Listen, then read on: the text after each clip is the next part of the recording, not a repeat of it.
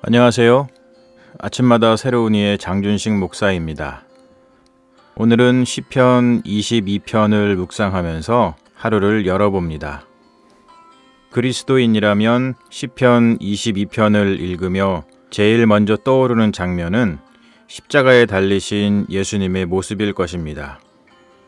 4개의 복음서마다 십자가에 달리신 예수님의 마지막 말씀을 조금씩 다르게 기록하고 있는데요. 우리가 흔히 십자가상의 7원이라고 하는 것 중에 마태복음과 마가복음은 동일하게 예수님이 십자가에서 남기신 마지막 말씀을 엘리 엘리 라마 사박다니 나의 하나님 어찌하여 나를 버리셨나이까로 기록하고 있습니다. 하나님의 부재, 하나님이 나를 버리신 것 같은 그 절망, 그러한 감정은 우리가 고통 가운데 있을 때, 그 고통 속에서 신음하며 어찌할 바를 모를 때, 세상에 혼자 내버려진 것 같은 기분이 들 때 느낄 수 있는 감정이죠. 얼마 전 유진 피터슨 목사님의 저서 다윗, 현실에 뿌리박은 영성이라는 책을 조금 살펴보았는데요. 신앙은 현실에 뿌리 내리고 있어야 한다는 것인데, 좀 더 거창한 말로 표현하자면 신앙은 역사에 뿌리를 내리고 있어야 한다는 뜻일 겁니다. 기독교는 역사의 종교입니다. 18세기 계몽주의와 함께 등장한 신학사상 중에 이신론, 데이즘이라는 것이 있는데요. 계몽주의는 인간의 이성을 매우 긍정했기 때문에 인간이 하나님처럼 이성을 사용하여 완벽한 세상을 만들어갈 수 있다고 믿었죠. 그렇다 보니 하나님이 인간 세상에 개입하는 것을 허용할 수 없었습니다. 이신론은 하나님의 존재는 인정하지만 하나님이 인간의 역사에 개입하는 것에 대해서는 불편한 기색을 가진 신학사상이었죠. 계몽주의 시대의 사람들은 이성을 통해 인간 스스로 역사의 발전을 이룰 수 있다고 믿었는데요. 이것은 매우 위험한 생각으로 판명나고 말았죠. 그 끝이 서로 죽이고 죽는 전쟁뿐이었으니까요. 기독교를 역사의 종교로 부르는 이유는 역사의 발전은 인간의 일이 아니라 하나님의 일이고, 하나님은 역사 가운데서 일하시며 인간은 역사 가운데서 일하시는 하나님과 함께 역사를 일구어가는 존재로 자기 자신을 역사 속에 자리매김하기 때문입니다. 다른 말로 하자면 하나님은 역사를 일구어 가시며 우리를 부르셔서, 이것을 콜링이라고 하죠. 자신이 하는 일에 우리를 동참하게 하시고 우리와 더불어 역사를 일구어 가신다는 것이죠. 그런 측면에서 우리가 하나님의 부르심을 받는다는 것, 소명을 가지고 살아간다는 것은 마치 특별한 임무를 수여받은 스페셜 에이전트가 된 것과 같은 것이지요. 이것을 자각한다면 우리의 삶이 지루하거나 권태로울 겨를이 없는 것 같습니다.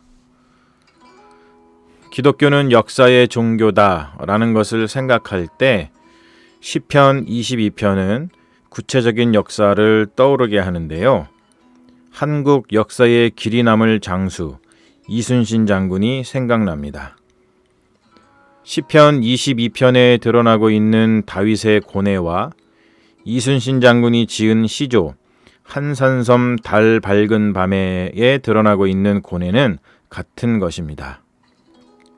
현대인들은 심리학의 발달 때문에 시편을 심리적으로 읽어내려는 경향이 많은데요.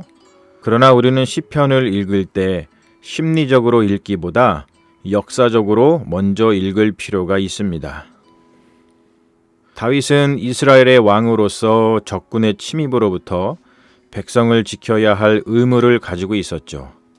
그의 삶은 매일이 전쟁이었습니다. 그의 마음은 왠지 불안한 게 아니라 실제 눈앞에 보이는 적들 때문에 불안했던 것입니다. 날마다 목숨이 실제로 위태로운 사람이 겪는 그 실제적인 불안을 한번 생각해 보세요. 그러면 시편 22편을 심리적으로 읽을 수 없습니다. 다윗에게 불안은 왠지 모를 불안이 아니라 아주 현실적인 불안이었으니까요. 이순신 장군이 쓴 시조 한산섬 달 밝은 밤에에서도 그 불안과 고뇌가 동일하게 드러나고 있죠. 한산섬 달 밝은 밤에 수루에 혼자 앉아 큰 칼을 옆에 차고 깊은 시름하는 차에 어디서 일성호가는 남의 애를 끌라니. 수루는 변방의 오랑캐를 감시하는 높은 망루를 말하고 일성호가는 갈대잎을 말아 만든 피리로 그 소리가 매우 처량한 것이었습니다. 지금 이순신 장군은 외적의 침입을 앞에 두고 한산섬에 있는 높은 망루에 올라 나라의 앞날을 걱정하고 있죠. 그냥 걱정이 아니라 시름에 차 있습니다. 자신이 외적의 침입을 막아내지 못하면 온 나라와 백성이 외적의 손에 어떠한 비참한 일을 당할지 뻔히 알기 때문이죠.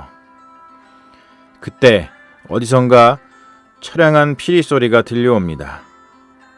이순신 장군의 마음이 얼마나 힘들었을지 상상이 갑니다.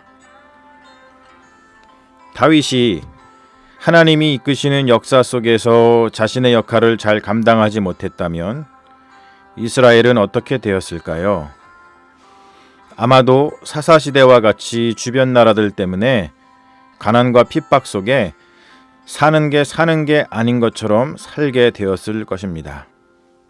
이순신 장군이 하나님이 이끄시는 역사 속에서 자신의 역할을 잘 감당하지 못했다면 조선의 운명은 어떻게 되었을까요?